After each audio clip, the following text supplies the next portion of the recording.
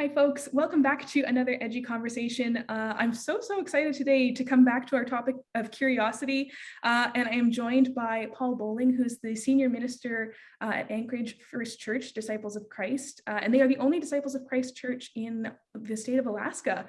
So it's a treat for us to have someone from another country and a treat for us to hear from the work that a more isolated community is doing around curiosity and innovation. So with that, I will turn it over to you, Paul, to introduce yourself and tell us your story of curiosity. All right. Well, I'm Paul Boling, and I'm so grateful to be here. It's been just a joy to connect with the United Church of Canada. And I'm super isolated from our denomination, and we've been grateful for technology to connect with. But it's been so wonderful through our new church ministries and the Disciples of Christ. They have connections with you, and that's how I ended up here. And so grateful for the cohort and the relationships I met there, and hearing about other churches. So I felt like I was in good company with our challenges and our surprises. Curiosity has been just huge for us up here, and we've been real intentional about it since for probably 5 years. We started a focus on transformation. We knew we were an aging congregation. We've been here 60 years, since 1956, I think. So we were trying to think, how can we do church differently in this new age? So we did a lot of work with spirituality, and we had a person come, a spiritual director that I'd worked with, came and worked with our congregation for a year and helped us learn to center and some things like that, and taught us some new ways of praying and of being together. And so that's been a huge focus. But the last 3 years, really, we had a lot of challenges thrown our way that really sped our process up as our nation dealt with issues of race and dealt with issues of pandemic and climate change, all those things that are so politically divisive. They really kind of became divisive within our faith community. We had people leave the congregation. We lost financial support and some of those things. And it really made curiosity on how do we be in this time? How do we be disciples in this time as a progressive denomination here in this place? And so that brought us a host of challenges, and also curiosity turned out to play a huge role in where we're at now and with the hope that we have. Like I said, we had to do a lot of figuring how to do worship different. So within 2 weeks, went from doing church only regular, the same way we've done it 500 years, to an online service. And it would have never happened without all these people that threw all these skills in the mix, because I don't have hardly any of them. And so that was really exciting. And from there, we really had a curiosity of how to pray together, how to meet together, how to connect without getting together physically. Then we came back together, and how do we keep a hybrid service so that we could have people who were especially immune compromised and things at home. And then how can we let people back in the building with masks? And all of that is kind of within the backdrop of this political stuff. And so even wearing masks is political statements and things like that. And so it was really hard to formulate policy for a church that is as independent as we are. We're a completely congregationally controlled church. And so we love that, the freedom of our own thinking. But it became a challenge on, are we going to wear masks in the building and things like that. And so we did get a blended service together, and we ended up having some donors that helped us put into some technology that really changed things with music, made some big investments in music. And then it's about that time, I guess, that we rolled into the curiosity cohort. I guess I'll jump into that. And we were like, how can we reopen our space and use our space? We lost a major portion of our budget was on user groups and other people renting the space, and that all stopped. We had a whole education thing for seniors that was really paying a great portion of our budget, or not a great portion, but a substantial one. And they stopped their programming and all that. And so we got into identifying our problem, and then we were going to use innovation and discipleship kind of as our groundwork for our solutions. And so we had a group that started meeting with innovations and has been meeting for some time. And a group of them came to the Curiosity cohort, tried to share the information. And we started developing a partnership program. And so with our elementary school next door, one of the things came up, what are your needs to them? And they said, well, we don't know what we're doing with a lot of kids between 3:30 and 5:30. And so this week on Tuesday, we started after their spring break, our first after school program. And it's only on Tuesdays and Fridays, and it's for 3 weeks.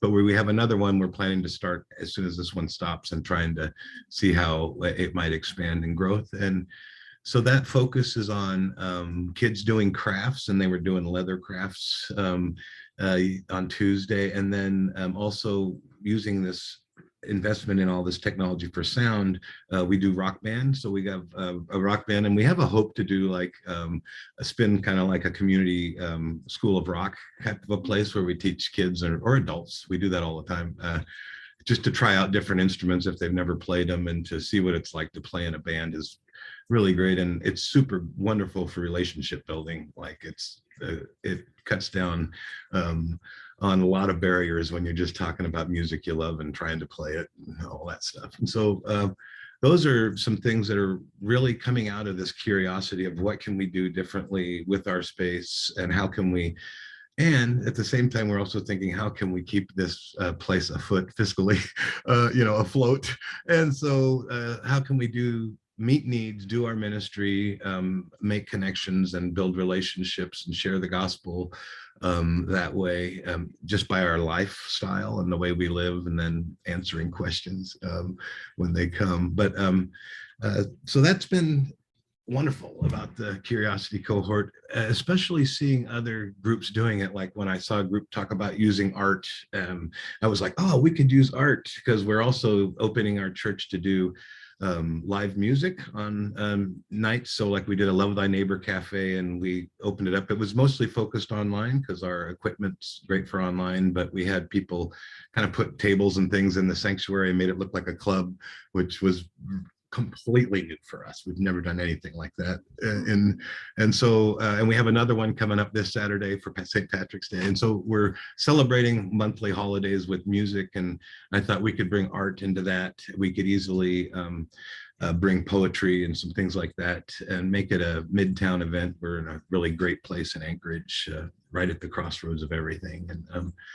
And so that's some of the things that have been coming out of this curiosity, especially the whole point of how could we run the church more like a nonprofit business that connects with other nonprofits, tries to make community needs be met in our space, tries to support the other groups, and then also the seeking out new funds, granting opportunities and things to do the things that we would want to accomplish anyhow. Like we'd like to have a full kitchen that's commercial kitchen, and so we have all the dining space and everything, but we just need a commercial kitchen added. We have a small kitchen. And so those are some things that if we can make those connections, we grow our church into really being a community outreach place. We've started doing outside concerts in our parking lot in the summer too. And that we did the last one for the elementary school, which is right next door. And so they got rid of a whole lot of their children's books that they would like to get out, and we invited people from the community to come and see a huge children's book sale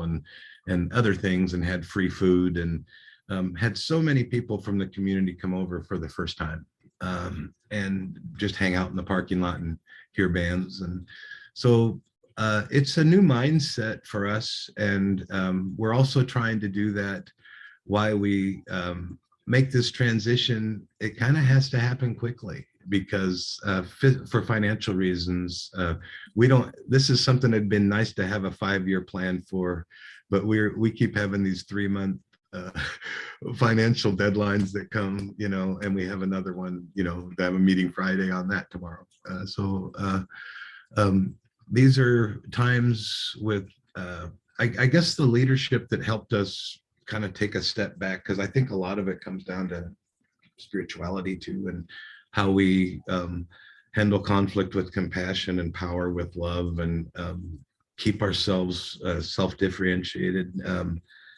We've been in our spirituality group talking about for some time welcoming everything, and then we moved on to assuming nothing. And those things are so hard in faith communities, not to just assume what everyone is thinking, and how do we in high stress times slow things down enough so we can work through that stuff and find out that we really have a lot in common and a lot of dreams that are hopeful and unified. So Wow. yeah. Yeah, that's so great. I mean, lots of phenomenal things I've heard in there about your community's journey through all of this, and like a 5-year journey through curiosity. That's a huge undertaking and commitment from you folks. And I think one of the things I heard, someone once said to me, talking about my own curiosity journey, was, this shift in mindset from how can we accomplish this into who can we do this with? Who can we partner with? Who can we be in relationship with? So it's exciting to hear. It sounds like you folks have really developed lots of partnerships and relationships. What's that experience been like?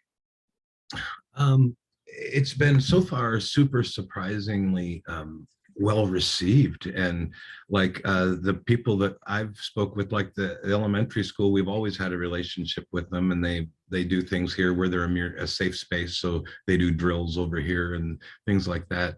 But as soon as we mentioned that we were willing to do this, they started coming up with ideas. And then after we said, well, yeah, we can do this, then they said, well, then they connected us with the Anchorage School District that said, well, we actually have a business partnership program. And so we just signed on to that through them.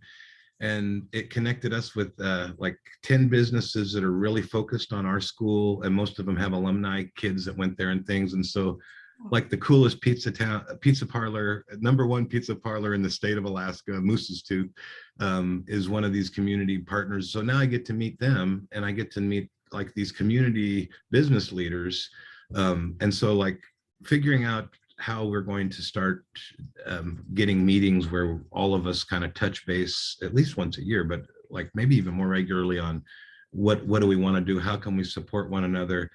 I know one of the kids' parents over there is the head brewer for that pizza parlor, and always wants to give free root beer to events. I knew that from baseball, but anyhow, Yeah. these are kind of the connections that our church has never sought out before, and this is a brand new opportunity. And I'm finding, especially because we're a progressive church, that they really want to work with us, especially like educators. And I think there's a huge opportunity there. We're real close to UAA, and the church that we've worked a lot with is a United Church of Christ, UCC, but they a Congregationalist church.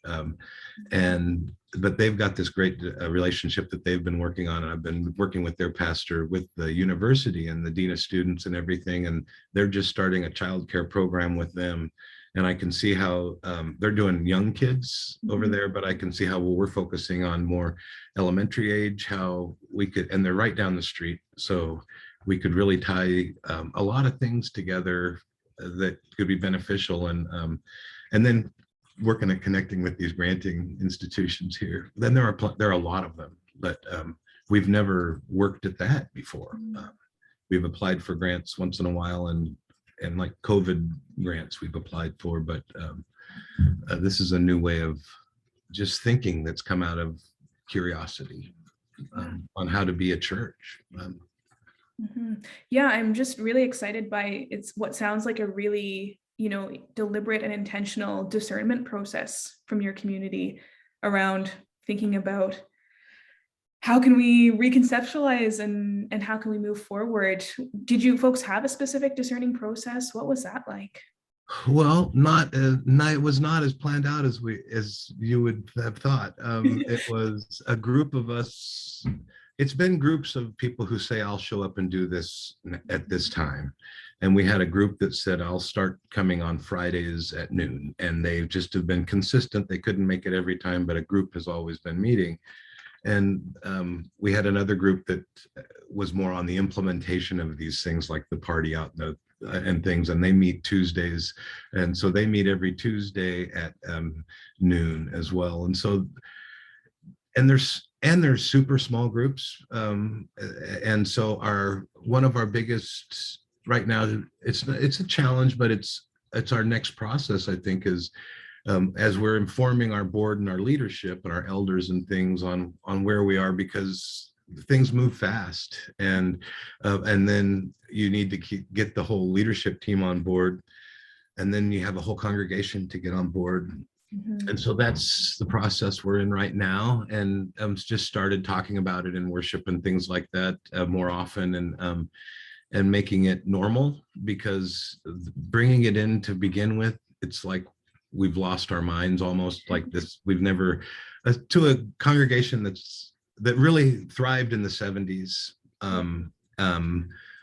doing church completely different it's unsettling, and rightfully so, because this has been their one rock in a crazy world, and but our rock is having to think a little differently too, and trying to maintain the things that hold them together, like our quilting group, that is like a core of that part of our congregation, has been meeting and they have a prayer group after that too. So like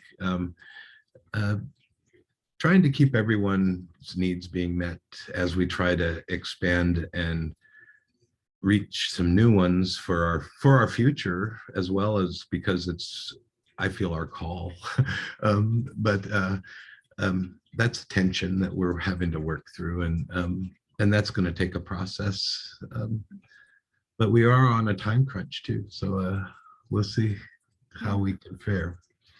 Yeah, and you've kind of led me into my next question, of this kind of being the call, right, of responding to a changing world, responding in a way that's going to take care of future generations. So where have you felt the Spirit alive in this journey, or what's been kind of the faith story behind all of this?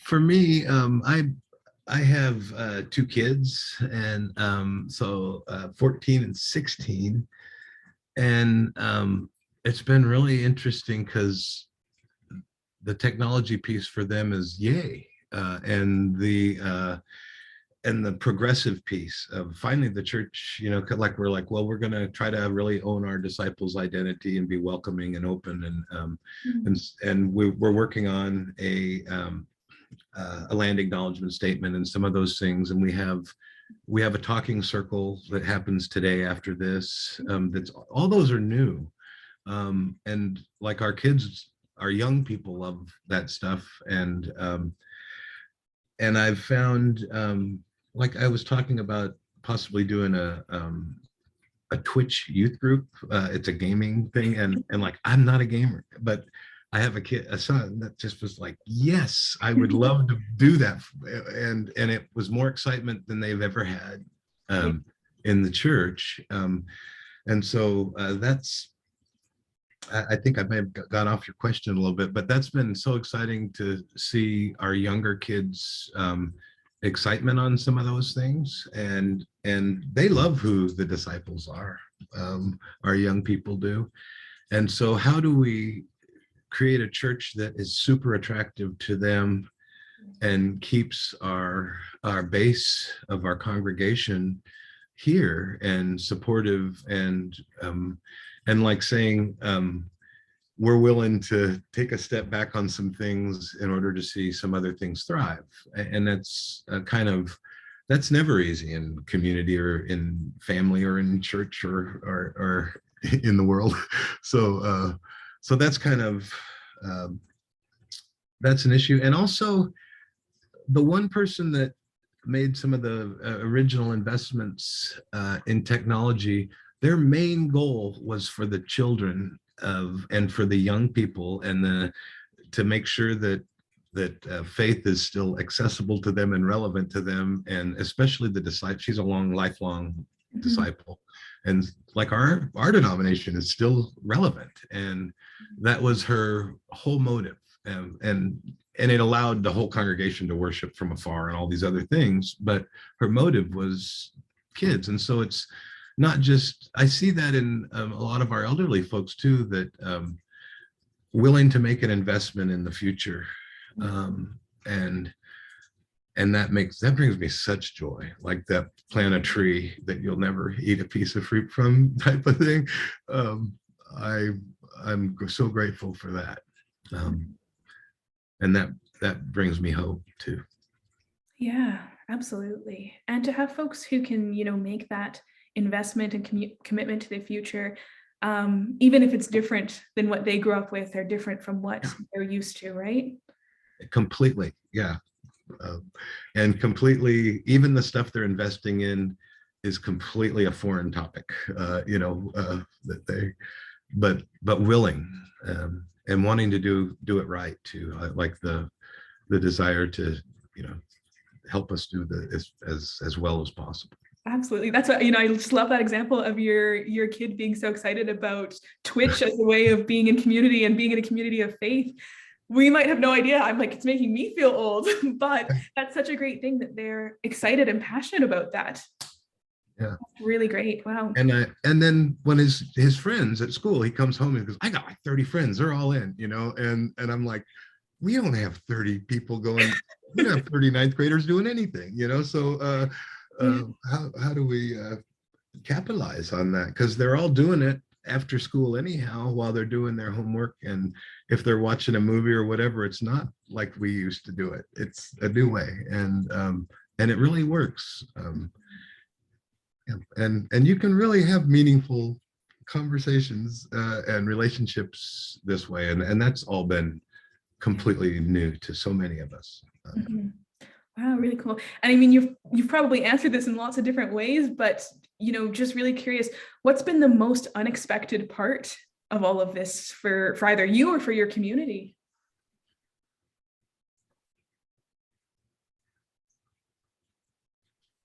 Well, I think the changes that have happened in me personally have been super unexpected, and learning, I mean, it's been like a crash graduate course in my ego, I guess. And a lot of things like that, but just the personal growth that's happened through this time, and it's not been easy, that stuff never is, but that's been exciting. And then even like seeing ministry for me completely different. The challenges that take so much time, and thinking maybe there's a different way for that. And then some of these new possibilities, and saying, how might we harness that, and how might I like make my career more focused in these fields, is where I'm at personally. And it's kind of a brand new place for me.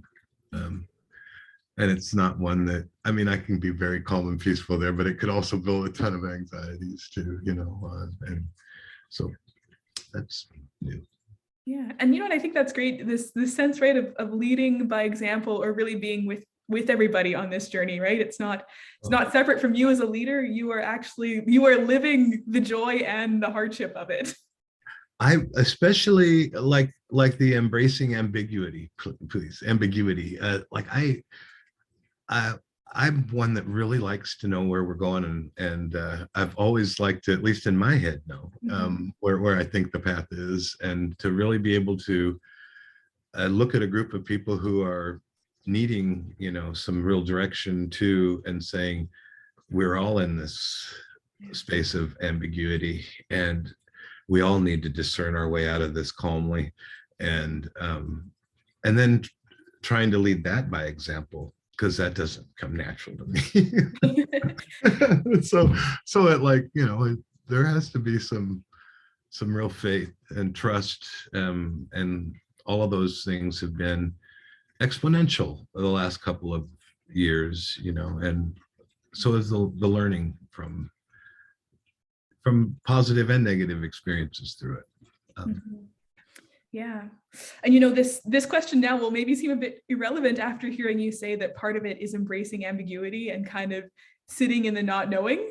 But I'm wondering, do you have an inkling of what's next or what's around the next bend in this journey?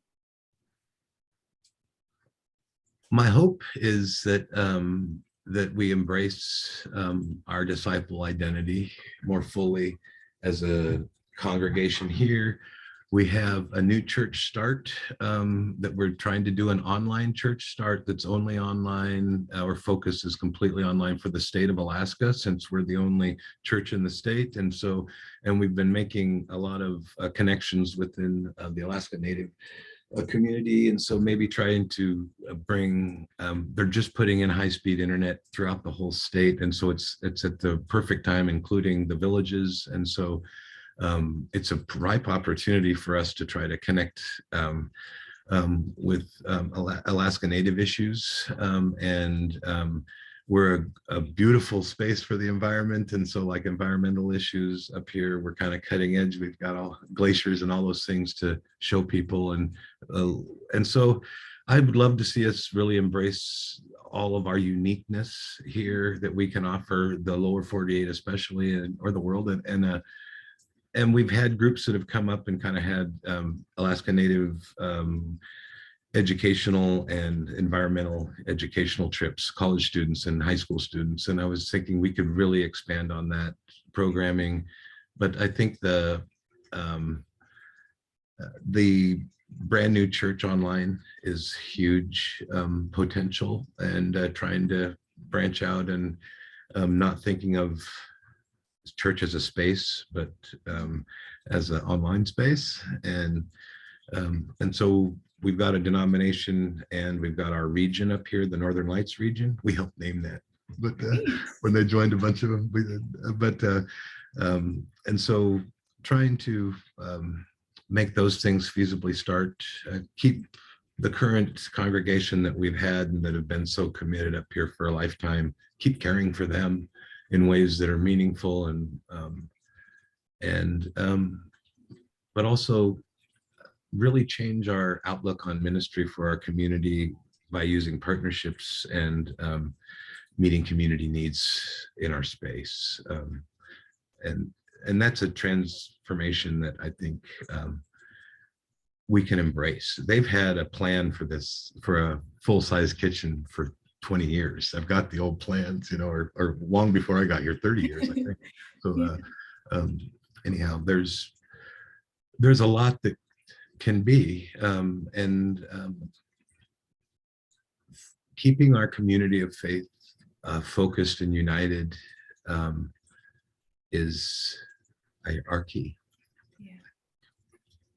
Yeah, that's really, it's beautiful to hear too, this lovely shift into, not just checking boxes as a community that we're accomplishing things, but hearing about a vision for the future that's really oriented around staying together, staying committed to each other, and continuing to grow as a group is a really lovely way to kind of embrace ambiguity and be future thinking. So that's really, really neat to hear. Is there anything else that you want to share with us today about your community, about the work that you're doing? Oh, well, just gratitude. Really so thankful to have been embraced by the group with the United Church of Canada, and to find that I had so much in common with the clergy and the people who were there, and your leadership, like your opening statements and meditations. I can really see how we can work on those kinds of things here. They were very powerful, and worshipful, and so it just gave me a lot of great ideas from, I guess, rubbing shoulders with folks down there. And I've always said I love being up here in Anchorage, Alaska, and being in the USA with our nice Canadian buffer. So yes. I always joke about that. So we live in a beautiful place, and I'm really grateful to have made this relationship with you guys. Yeah, absolutely. You know, I'm in Alberta, and my region is Northern Spirit. So I feel a bit of kindredness with you folks up in Alaska in the Northern Lights region. Yeah.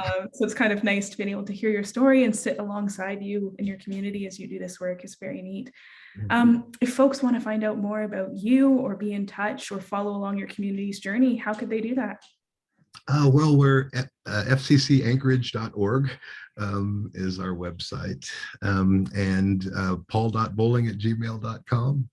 And my number is 907-227-2078. So there's all the ways to get a hold of me. But we'd love to hear from you, and have already had so many great ideas and inspirations from connecting. Want to continue to. Wonderful. Yes. Well, this has been so great. Thank you so much for sharing your story with us today, Paul. And we look forward to hearing about how things continue to progress for your community. So I hope we'll be in touch in about a year's time, so we can get an update and hear about all the work that's been happening. But thank you so much for your time today. Great. Well, I will continue to be trying to attend the New Church Ministries events, and that was how I met your leadership. And so hopefully we'll continue with that too. Wonderful. All right. Thanks everyone for tuning in. It's been great to chat with Paul and hear about all of the great work happening up in Anchorage, Alaska. And we will see you all again next week. Thanks, Paul.